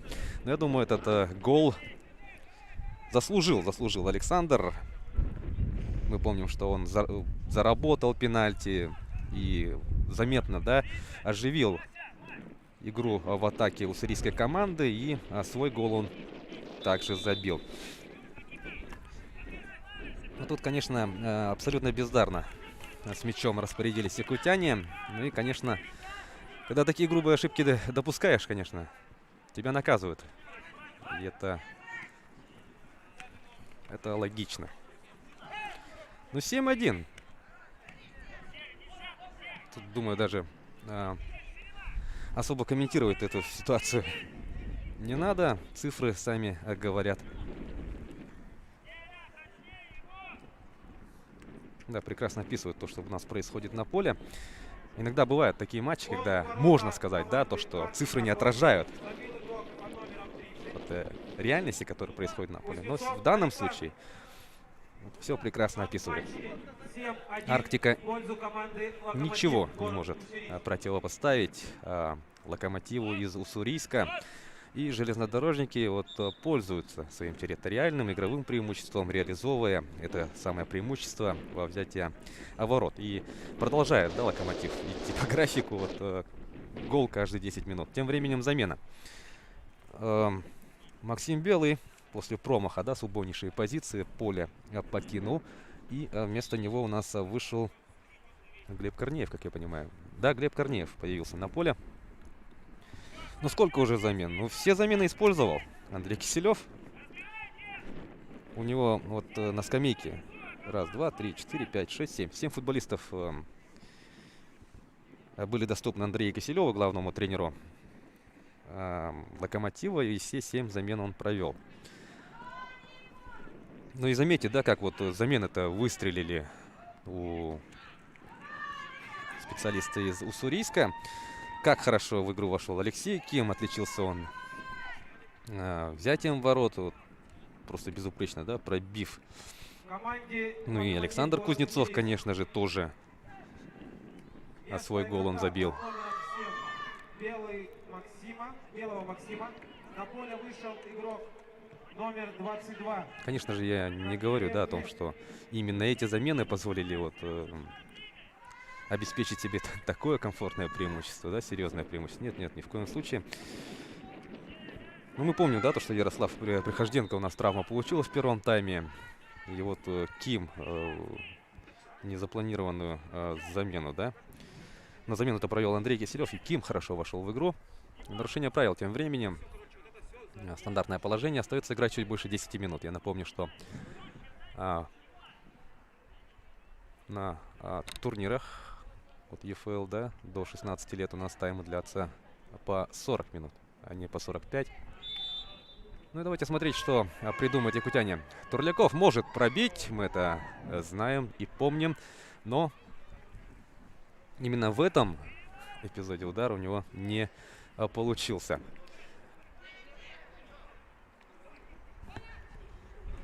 «21 удар Локомотива». Ну, у нас инфографика действительно, да, вот подчеркивает, насколько же серьезное преимущество у железнодорожников. Я думаю, вот любители футбола, которые переживают за Арктику, вот они с болью прям видят эти цифры. Ну, но видеть, насколько вот беззуб играет команда, тоже тут мало приятного. Так, у нас замена в составе Арктики. Поле покинул Алексей Захаров. Вот, опустив голову вниз, отправляется на скамейку запасных. Я думаю, ни один, конечно, футболист Арктики не может записать в свой актив сегодняшнюю встречу. Хорошо на выходе играет страж ворот Локомотива, но что, сразу пробить не решается. И у нас идет с мячом как раз-таки Максим Капралов, который вышел на замену, делает передачу налево, там, где по его плану должен был быть Сивцев, но ничего не получилось. Сивцев разводит руками, да, выражает свое недовольство данной передачей. Ну, первое действие Максима Капралова после выхода на замену. Посмотрим, как свежий Капралов сможет что-либо предложить. Я напомню, что у нас Илья Морозов, да, вот отметился хэт-триком. Даниил Суровегин также у нас забивал. Захар Ковригин, вратарь с пенальти, тоже отличился. И Александр Кузнецов, вышедший на замену, и также Алексей Ким. Вот, авторы всех 7 забитых мячей в составе Локомотива. Ну что, 8-й будет? Удар. Дело доходит, и Ким еще раз бьет.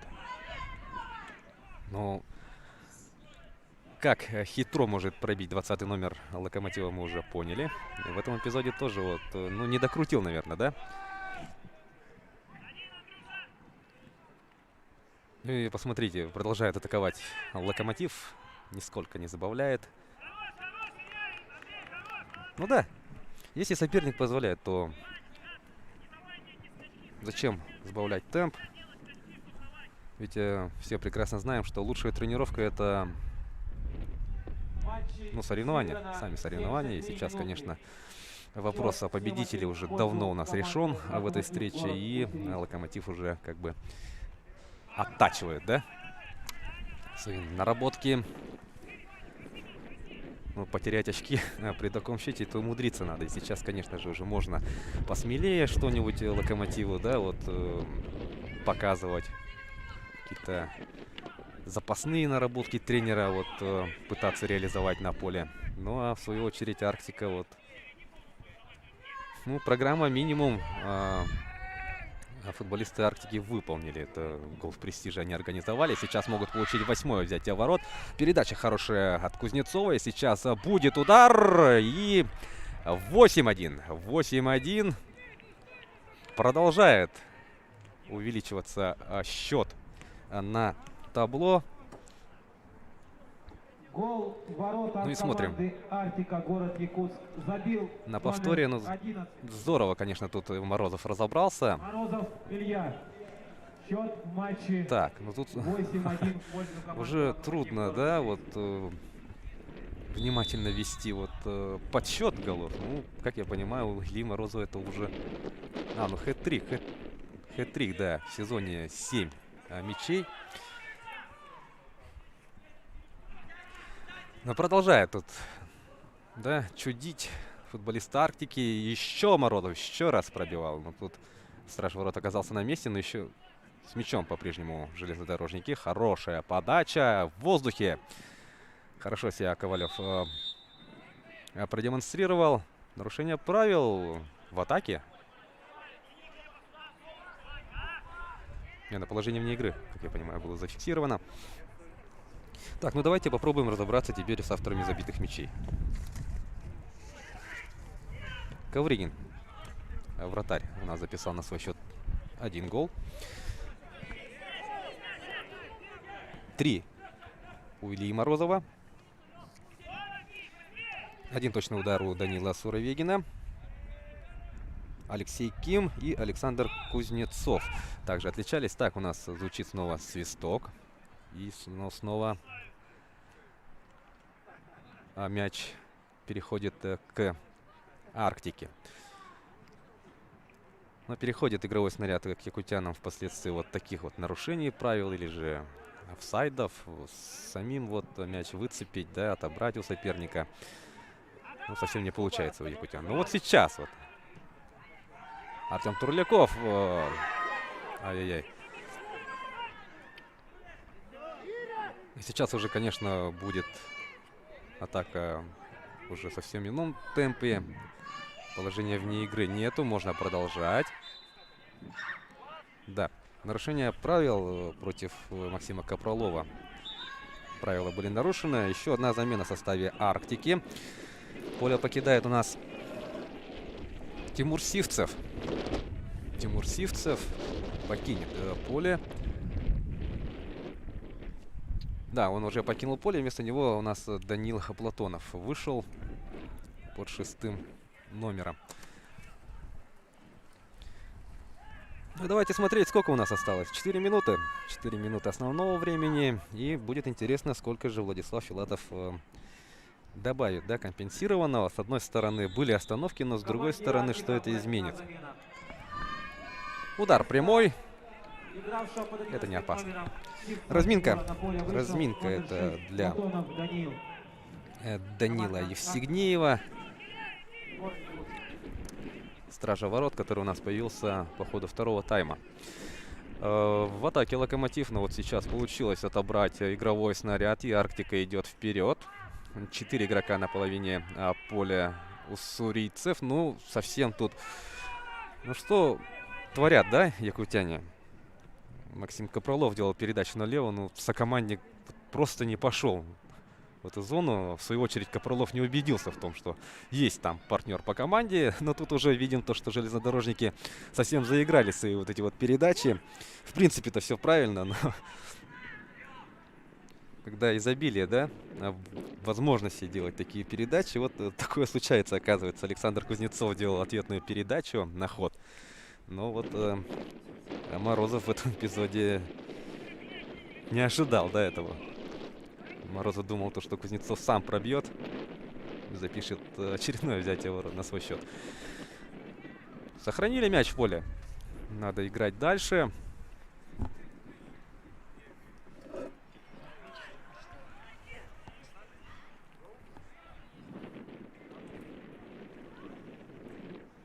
Близится к завершению.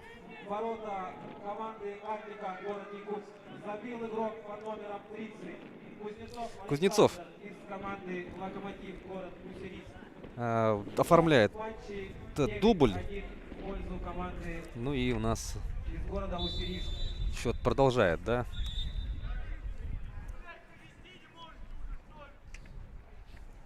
Увеличиваться, и видим то, что у нас совсем все плохо, даже ввести мяч в игру не получается, да, вот должным образом. Попросил Владислав Филатов повторить. И счет 9-1. 10 взятий ворот мы сегодня увидели. Вот Кузнецов мяч получил, развернулся. Но он тут, конечно, на сей раз якутяне были внимательны. Продолжают, да, вот проводить все оставшееся время железнодорожники в атаке.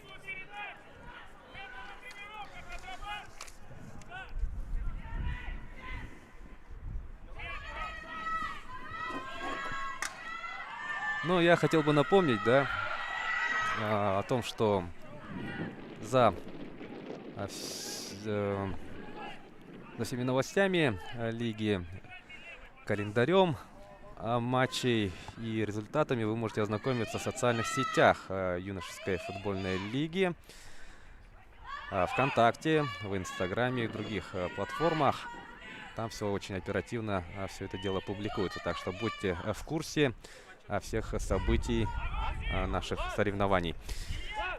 Завершается последняя минута основного времени. И замена. Левашкин сейчас поле покинет. Я вот вижу, как готовится, да, выйти на поле Алексей Ларионов. И прям ну, вот руками, да, показывает Илье, что надо побыстрее, да, покидай поле. Мне бы сейчас побольше провести времени на поле. Но пока резервный арбитр не показал, да, еще сколько же все-таки добавит Владислав Филатов. Я думаю, сейчас это решение мы узнаем. Но, как я уже говорил, да, в принципе, остановки были, но когда счет 9-1, тут смысла добавлять, конечно, много я не вижу. 2 минуты добавляет Владислав Филатов. Ну что? 2 минуты еще есть у железнодорожников, чтобы попытаться, да, вот довести на счет.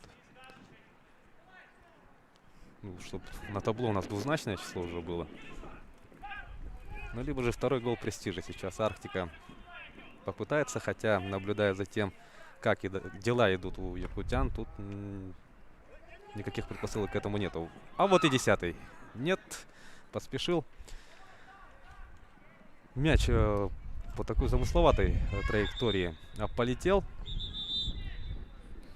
Объявление для поклонников якутского футбола. Следующая встреча 17-го тура Дальневосточной юношеской футбольной лиги. Но тут вот даже ввести мяч снова должным года образом не можем. Команда Арктика и команда Океан из города Находка. Но тем временем у нас диктор на арене объявляет о том, что Океан к нам приедет. Но это скорее объявление для вот именно болельщиков, которые вот сейчас находятся здесь. Конечно же, прежде у нас будет и выездная встреча. Нарушение правил. Ну, не хотелось бы, да, тут на эмоциях как бы устраивать на поле бойню. Но тут в этом эпизоде неправ был Вячеслав Черкашин. Нарушил правила, ну и что, сам в итоге повреждение получил. Ну, 80 минут парни отбегали. Как мы видим, вот. Надо, да? Порастягиваться. Ноги забились. Ну и добавленные 2 минуты тем временем у нас подошли к концу.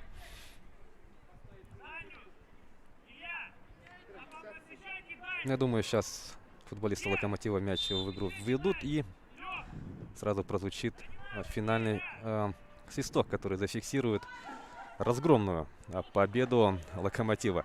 Ким делает передачу на Морозова. Морозов возвращает обратно. И Ким в штангу угодил мяч на добивании. Все-таки 10-1. 10-1. И на этой ноте у нас звучит финальный свисток. Ну, а Глеб Корнеев, он, получается, да, вот забил последний, 10-й гол Локомотива, успел прям вот ровно под занавес встречи. 10-1, дорогие друзья, тут комментарии излишние. Локомотив намного сильнее Арктики сегодня. Ну что ж, я напомню о том, что сейчас у нас будут интервью с участниками данной встречи. Оставайтесь с нами. Поздравляем гостей с результативной победой.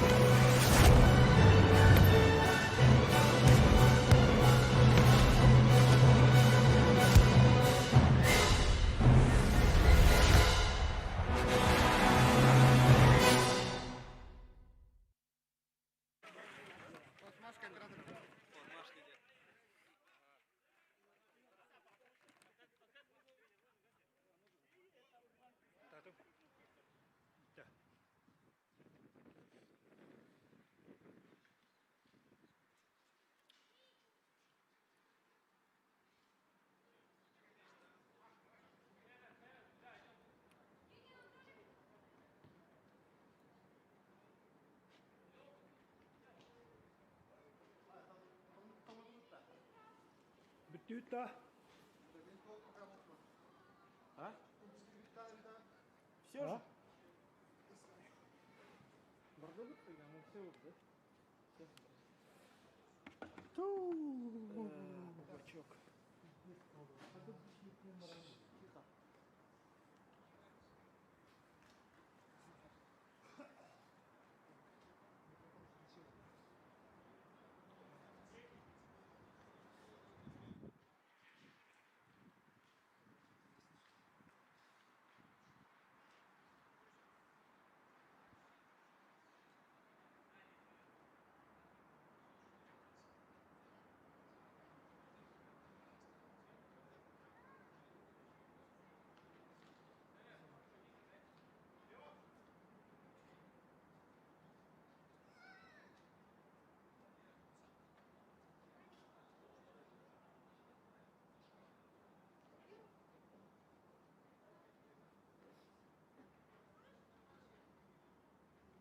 Самый результативный матч. Самый результативный.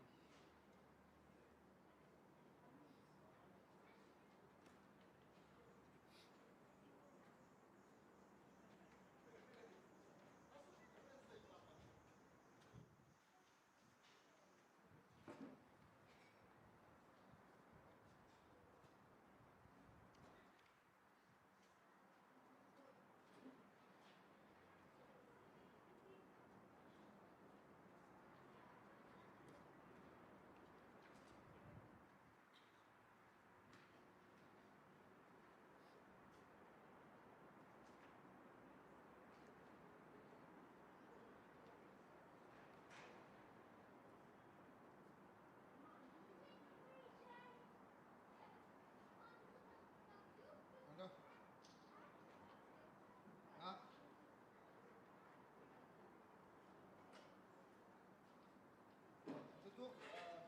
Тоқтайын деп жатыр. Болды мен ұлатын арай. Максимум. Раз, слышно?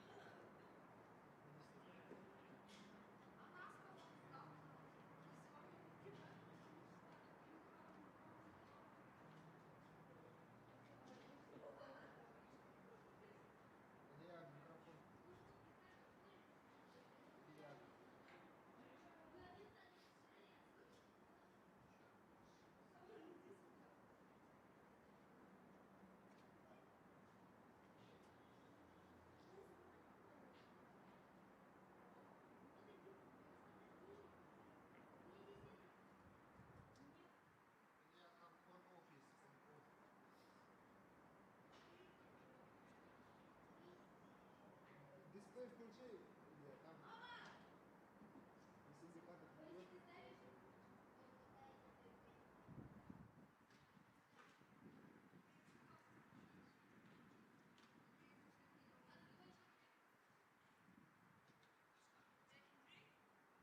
Я говорить.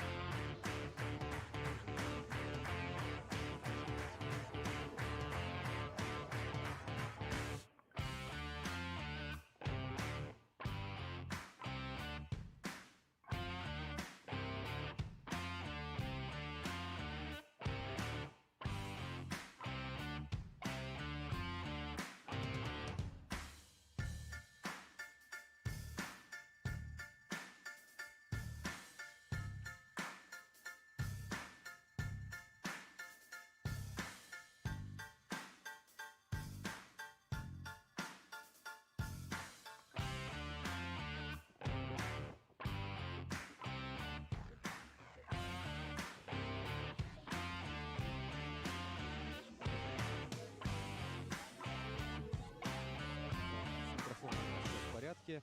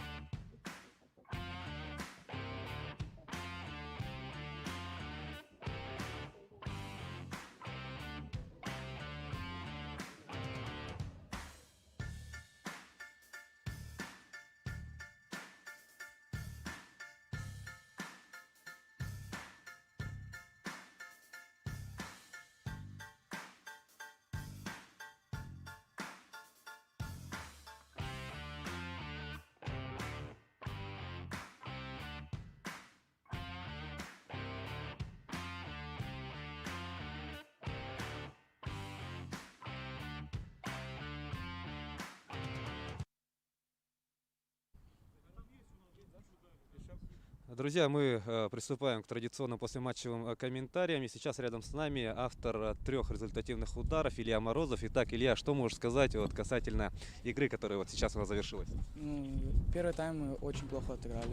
Во втором тайме нам тренер дал мотивацию, и мы забили 8 мячей. Это очень хорошо, мы давно не забивали. Вот, касательно своей игры, вот 3 результативных удара, безупречный вот результат и вот об этих эпизодах. Ну, я доволен, то, что я смог реализовать свои моменты, и также я хочу поблагодарить свою команду за эту трудовую победу. Вот до этой встречи мы знаем то, что ты был лучшим, да, в своей команде в плане ассистов. У тебя 4 вот результативные передачи, согласно информации, которая была опубликована на официальном сайте, да. То есть получается, не только умеем делать передачи, но и забивать голы, да. Что для тебя приятнее? Ну, наверное, забивать голы, потому что я нападающий. Ну что ж, получается хэт-трик, и желаем удачи в следующих играх. Спасибо.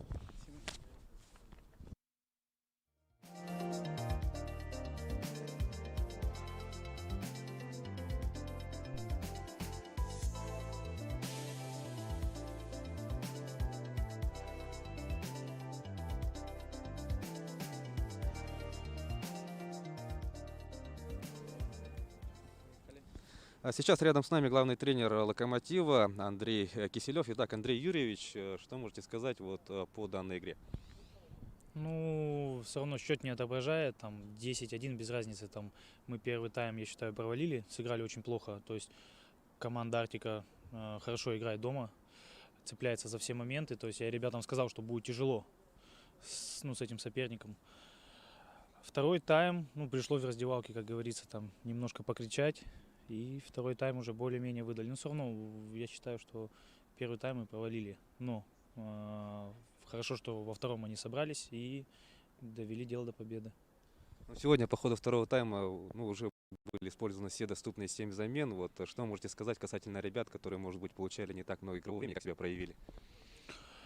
Ну, ребята вышли неплохо, довольно-таки все, думаю, там, если не считать вратаря, да, который пропустил этот нелепый гол. Ну, ничего, бывает, то, что игровой практики у них мало, поменьше, конечно, чем у основных ребят. Но пару игроков очень вышло здорово, которые у нас с 7-го года. Там Алексей Ким, Александр Кузнецов, который 2 забил. Также Егор Зеленский. И ребята, в общем, неплохо очень вышли, мне понравилось. Лучше, чем когда мы начали первый тайм, основные игроки, они вышли, можно так сказать. Ну, действительно, вот что касается Кузнецова, да, заработал пенальти, который как раз-таки вот реализовал вот Захар Ковригин. Да, вот это решение приняли сами ребята или же вот команда последовала из тренерской? Нет, у нас до этого был, он уже в матче с Вулканом, да, бил 2 пенальти. До этого на тренировках Андреевич, я штатный пенальти, все, мы там провели, грубо говоря, там разыграли, кто у нас будет штатным пенальтистом. Я считаю, это не в этом возрасте не так, это прям, что явно выраженно должен быть один человек. Захар неплохо их бьет, и почему бы и нет. Если ребенок хочет, почему не дать возможность? Так что считаю, ничего в этом такого. Вратарь, защитник, без разницы. Он также полевой игрок, у него такая же большая ответственность, как и у всех. Так что это нормально. Ну и напоследок такой вопрос на данном этапе вот, о соревновании. Какие задачи вот, ставите перед командой? Да уже это задач, в принципе, нет. Да играть уже эти игры У меня главная задача у них, чтобы они показывали футбол, игру. Именно играть в футбол, не просто там, грубо говоря, его бить там и бежать там, а учиться думать на поле, это первое, там, ответственность, чтобы была у них в каждом моменте, чтобы становились коллективом единым. Я, уже говорил, я с ними работаю не так давно. Главная цель моя, чтобы они научились играть в футбол. А результаты, если мы будем, учиться, результаты придут еще. Что ж, спасибо, желаем удачи в последующих играх.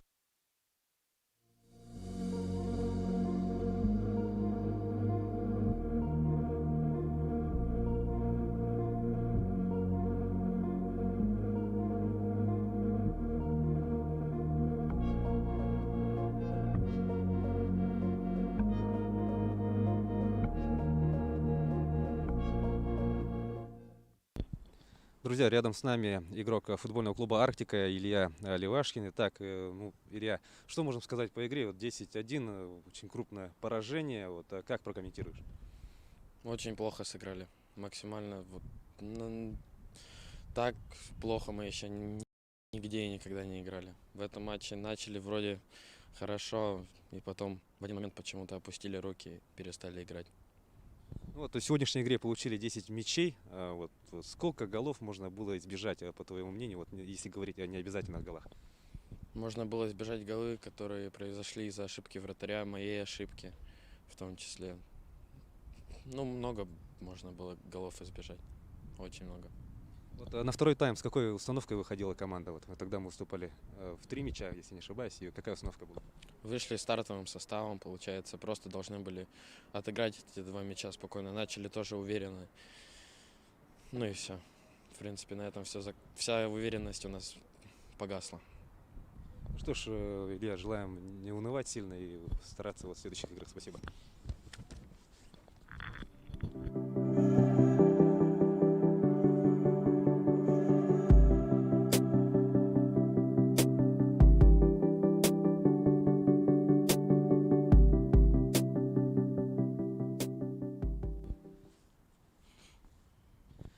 Рядом с нами главный тренер футбольного клуба «Арктика» Прокопий Федоров. Итак, Прокопий, крупное поражение домашнее. Вот что конкретно у нас сегодня не получилось?